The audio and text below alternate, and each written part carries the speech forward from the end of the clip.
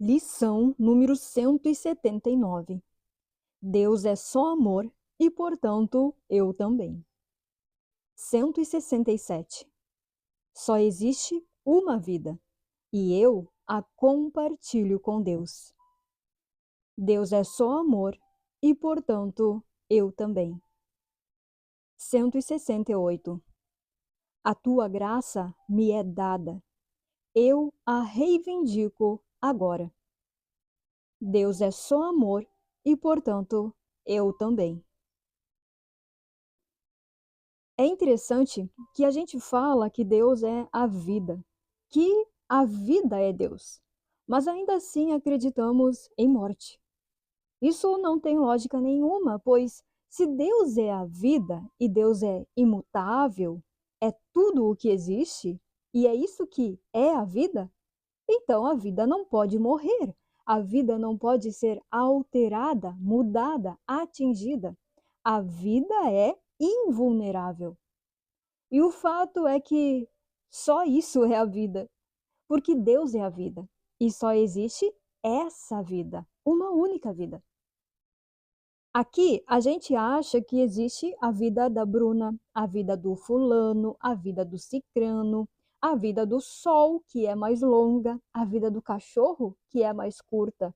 Mas isso não é vida, isso são interpretações de separação de Deus.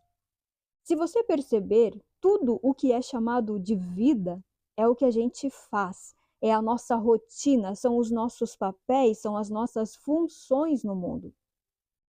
Ah, fulano, como que é a tua vida? Ah, a minha vida é sempre a mesma coisa. Eu acordo, eu vou para o trabalho, eu tenho a casa para cuidar, para arrumar, tenho os filhos, o marido. Às vezes eu dou uma saidinha, mas sempre tem alguma coisa para resolver, para fazer, tudo é muito corrido. É isso que a gente chama de vida, não é? Mas você percebe que isso não é vida? Isso são tarefas, isso são ocupações. A vida, o que somos, o ser que compartilhamos com Deus não é esse monte de afazeres, de papéis e de funções no mundo. A vida é. A vida é a existência que nunca morre, que nunca acaba, que está sempre presente em toda parte. E precisamos compreender isso, precisamos fazer essa distinção, não confundir a vida, a dádiva de Deus, o bem de Deus, com os afazeres no mundo, com os papéis que você ocupa no mundo.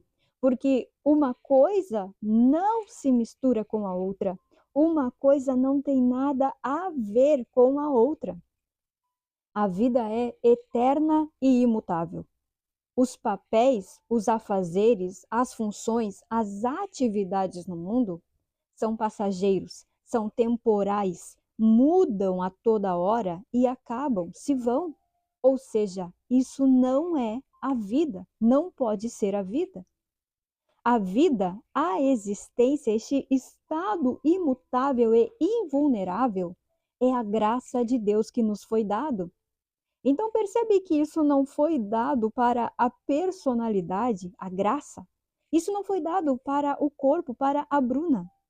A Bruna passa, acaba, morre. A vida, a graça, está antes disso. É um estado que nunca passa, que nunca acaba, que nunca vai, que nunca morre.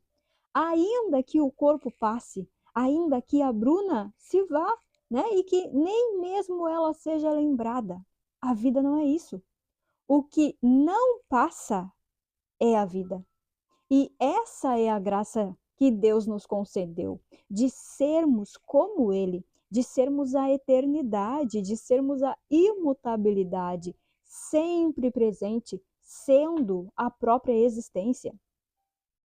E o que seria reivindicar a graça, reivindicar a vida?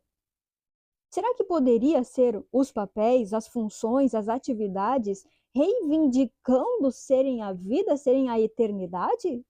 Não, não tem como o mundo ser eterno, não tem como o corpo ser eterno, não tem como uma personalidade ser eterna e imutável. e nem como uma atividade ser eterna e imutável. O mundo, ele é a mudança, ele é a morte, ele é o tempo, ele é o que começa e termina, ele é o passageiro. Reivindicar a graça, a vida, é apenas o meu reconhecimento do que é a vida, do que a vida é, né? Que é imutável e eterna. Reivindicar a graça é apenas o meu discernimento de saber que todos esses afazeres no mundo não é a vida. Reivindicar a graça é a minha certeza e convicção na imutabilidade. É eu me sentir seguro, não pelas situações no mundo, mas pela certeza na vida que é eterna, ou seja, que é a única existência agora já. Reivindicar a graça é eu me sentir um só com Deus, é eu me sentir a vida eterna nesse instante, é eu ser o que Deus é eu pensar como a vida pensa.